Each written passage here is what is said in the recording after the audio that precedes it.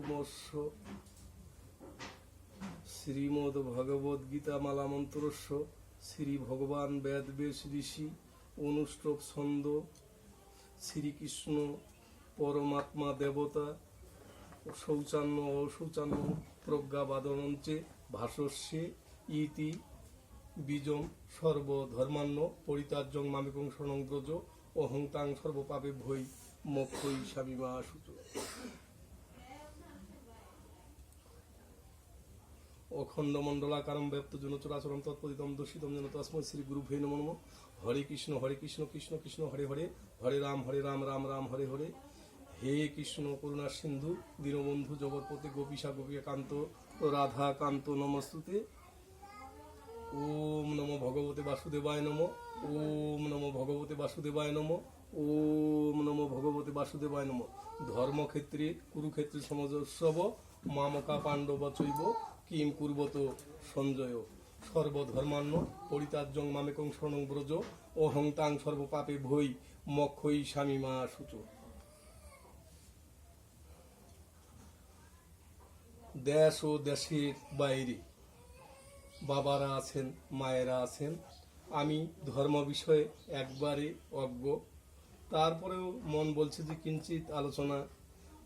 যাই হোক মায়েরা, আমি পরমার্থিক জগতের ভাব ভাষা দিয়ে আপনাদেরকে যে আনন্দ দিব সেই শক্তি সামর্থ্য শক্তি হয়তো আমার নাই, তাই আমার ভুল ত্রুটির জন্য হয়তো আমাকে আপনারা ক্ষমা সুন্দর হয়তো দৃষ্টিতে দেখিবেন, এই কামনা করি।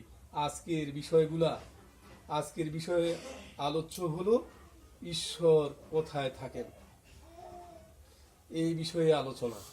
একই ঈশ্বরকে জানার জন্য আমরা পাহাড়ের গুহার মধ্যে আছি, একই ঈশ্বরকে জানার জন্য শ্মশানে আছি, নদীর পাহাড়ে আছি, কেউ ল্যাংঠাধারী হয়ে আছি, কেউ মালাধারী, কেউ টিকিধারী, কেউ ফোঁটাধারী, কেউ জটাধারী, অনেকে আবার স্ত্রী পুত্রকে ফেলে দিয়ে মঠ মন্দির আশ্রমে আমরা আছি। আজকের আলোচনা বিষয় হলো ঈশ্বর কোথায় থাকেন এই বিষয়ে। যাই হোক, তাহলে ছোটখাটো একটা গল্প না বলেও পারি না। এক রাজা ছিলেন, রাজার বিশাল রাজ্যের মধ্যে তার পিপাসা ছিল ঈশ্বর কোথায় থাকেন। তাই তিনি তার মন্ত্রী সেনাপতিকে বললেন যে আমার 4টা প্রশ্ন সারা রাজ্যে ঢোল পিটে দাও। প্রথম প্রশ্ন হলো ঈশ্বর কোথায় থাকেন, দ্বিতীয় প্রশ্ন হলো ঈশ্বর কি খায়, তৃতীয় প্রশ্ন হলো যে কখন হাসে কখন কাঁদে, আবার ঈশ্বর মানুষকে কি করেন, এই বিষয়গুলো নিয়ে তিনি বললেন যে আমার প্রশ্নের যে উত্তর দিতে পারবে আমার রাজ্যের অর্ধেকটা সম্পত্তি তাকে আমি কি করব, লিখে দিব। এদিকে আগে আসো, লিখে দিব। তারপরে সেই দিন যখন ঘনিয়ে আসলেন, সারা পৃথিবীর মানুষ সেই জায়গার মধ্যে জড়ো হইলেন, পণ্ডিতেরা মহামুনি ঋষিগণ। তাই সবাই একটা একটা করে প্রশ্ন দিলেন। কেউ বলছে যে ঈশ্বর মন্দিরে থাকে, তাই রাজার মনোপুত হলো না। কেউ বলে যে পাহাড়ে থাকে, কেউ বলে যে জলে থাকে, কেউ বলে যে তুলসী মন্দিরের ভিতরে থাকে, তাই রাজা মনোপুত হইলেন না। তারপরে প্রশ্ন দ্বিতীয় আছে, তাই ঈশ্বর একদিন ভাবতে ভাবতে তন্ময় হলেন। কি বা বললেন যে এই কি পাগল রাজা, ঈশ্বর কোথায় থাকে তাহলে জানে না। তারপরে ঈশ্বর কি করলেন, নিজেই 17-18 বৎসরে বালক সেজে কুচকুচে কালো, গায়ে ছিল দুর্গন্ধ, দেখি আমি যাই রাজার কাছে। 1 পা 2 পা করে সবাই উপস্থিত হইলেন। সবাই যখন আসলেন, শরীরে দুর্গন্ধ, কেউ তাকে ঢুকতে দেয় না, রাজ দরবারে কেউ তাকে ঢুকতে দেয় না সবার মধ্যে।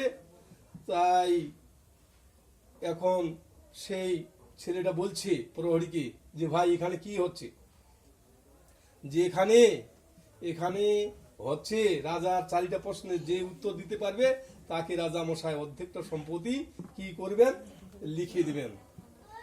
তারপরে ও ছেলে বলল যে আমি বলছি যে বিরাট যজ্ঞ হচ্ছে, ওখানে গেলে খাওয়া দাওয়া হবে। তাহলে তখন প্রহরী রাগ করে ফেলছেন যে বেটার আর কোনো কাজ নাই, রাজা মশাই কতগুলা প্রশ্ন নিয়ে চিন্তা, ঈশ্বর চিন্তা আছে, আর বেটার খালি খাওয়া দাওয়া। তো ভাই প্রশ্নগুলোর কথা যদি বলেন যে ঈশ্বর কোথায় থাকেন, দ্বিতীয়ত ঈশ্বর কি খান, তৃতীয়ত ঈশ্বর কখন হাসেন কখন কাঁদেন, এই ঈশ্বর মানুষকে কি করেন। ছেলে শুনে বলল যে এটা তো সহজ, এর মতো সহজ তো আর হয় না, ভাই আমি পারবো। তাহলে তুমি শুনবে নাকি? প্রভু কি বলছে যে তুমি শুনবে? যে না না না, আমাকে শুনে তো কোনো কাজ হবে না, তুমি ওই রাজার বগলে যাও, রাজাকে গিয়ে বলো। তারপর কি করলেন, ছেলেটাকে উপস্থিত করাইলেন আর কি রাজার বগলে, কাছাকাছি নিয়ে গেলেন। যখন ছেলেটাকে দেখলেন যে বাবা তোমার বাড়ি কোথায়, বলে বাড়ি আমার অনেক দূরে। যে তুমি কি প্রশ্নের উত্তর দিতে পারবে? যে হ্যাঁ পারবো। যে প্রথম প্রশ্নটা বলেন যে ঈশ্বর কোথায় থাকেন। তখন ছেলেটা বলল যে এই তো সহজ কথা। যে সহজ? বলে হ্যাঁ সহজ। বলে প্রশ্নের উত্তরটা আমি দিব, আমি বহু দূর থেকে আসছি, তাহলে আমাকে এক গিলাস শরবত আপনারা আনি দেন। আজ দরবারে তো কোনো অভাব নাই, অভাব ছিল না। তখন কি করলেন, প্রহরী তাড়াহুড়ার মধ্যে এক গিলাস শরবত করে এনে দিলেন ছেলেটাকে। শরবতের গ্লাস হাতে নিয়ে রাজাকে বললেন যে এখানে কি চিনি দিয়েছেন? যে হ্যাঁ চিনি দিয়েছি, না খালে কি আর অনুভব করা যায়? এখন বলছে কই, দেখা তো যায় না, দেখা তো যায় না, কোথায় চিনি দিয়েছেন, কই চিনি কয়েছে। এখন রাজা বলছে যে চিনি দিয়েছে, দিয়ে চামচ দিয়ে কি করছে, একেবারে ঘাটে ঘুটে দিয়েছে, চিনিটা মিশে গেছে জলের সাথে। তখন ছেলেটা বলল যে রাজা মশাই, এই ঈশ্বর বস্তুটাও তাই, ঈশ্বর মানুষের দেহের মধ্যে মিশে আছে, একে জানতে গেলে একজন মাধ্যম ব্যক্তির প্রয়োজন আছে। দ্বিতীয় প্রশ্ন বলেন যে ঈশ্বর কি খান? তখন ছেলে বলল যে না ঈশ্বর খায় না, অপর দিকে খায়।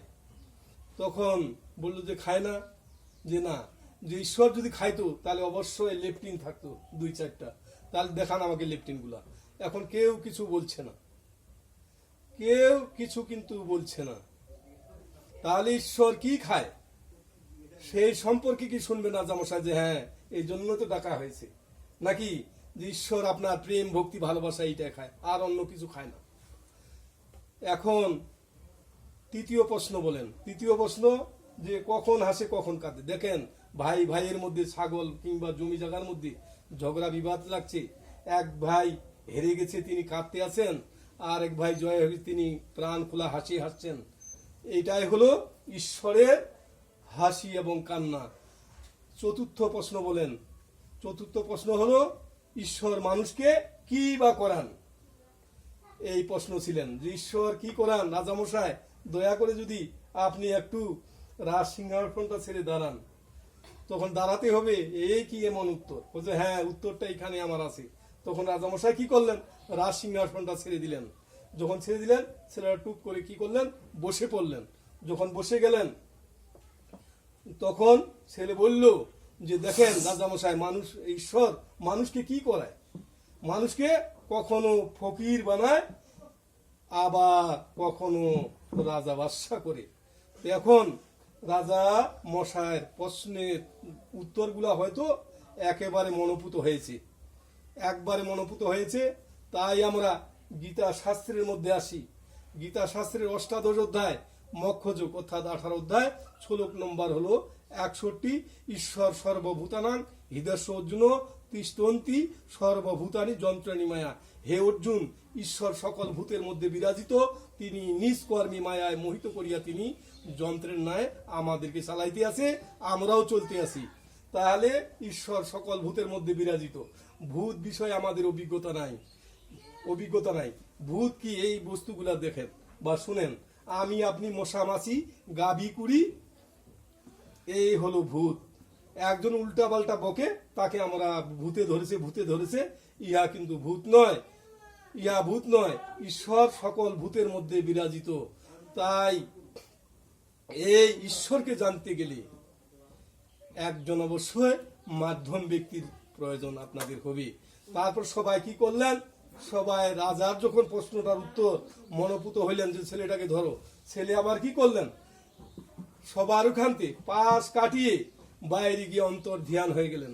রাজা বললেন কি বা বললেন, যে আমার প্রশ্নের উত্তরগুলা সঠিক হয়েছে, আমি কথা দিয়েছি অর্ধেক রাজ্য তাকে আমি দান করব, কিন্তু ছেলেকে আর কোথায় পায়। তো যাই হোক, আমার কথাগুলা আর দীর্ঘায়ু করব না। আগামী কালকের আলোচনা থাকবে আমরা সনাতন ধর্মের মেয়েরা, নারীরা কেনই বা ঘোমটা দিয়ে আমরা ঘুরবো। এই আলোচনাগুলো থাকবে। মায়েরা, আমি আমার আলোচনা দীর্ঘায়ু করব না। আপনার বাবারা আছেন, মায়েরা আছেন, সবাই গীতা মাহাত্ম্য ধরেন। গঙ্গা গীতা, সাবিত্রী সীতা, সত্যপ্রতিবতা, ব্রহ্মবলী, ব্রহ্মবিদ্যা, ত্রিসন্ধ্যা, মুক্তিগেহিনী, অধর্মামাত্রা, চিতানন্দা, ভবজ্ঞিনী, ভ্রান্তি নাশিনী, বেদত্রী প্রমানন্দা, তথার্থ জ্ঞান মঞ্জুরি। ওম শান্তি, ওম শান্তি, ওম শান্তি। শান্তিতে বসবাস করুক সারা বিশ্বের মানুষ, শান্তিতে বসবাস করুক কীট পতঙ্গ পশু পাখি, সবাই শান্তিতে বসবাস করুক। আবার ওম শান্তি, ওম শান্তি। আমার এই ভুল ত্রুটির জন্য হয়তো আমাকে ক্ষমা সুন্দর দৃষ্টি দেখবেন। আমার এই বাণীগুলা যদি ভালো লেগেই থাকে অবশ্যই সাবস্ক্রাইব, কমেন্ট, শেয়ার অবশ্যই আপনারা করবেন। সবার চরণে আবারও আমার শত কোটি নমস্কার। আমার ভুল ত্রুটির জন্য আমাকে ক্ষমা সুন্দর দৃষ্টিতে দেখবেন।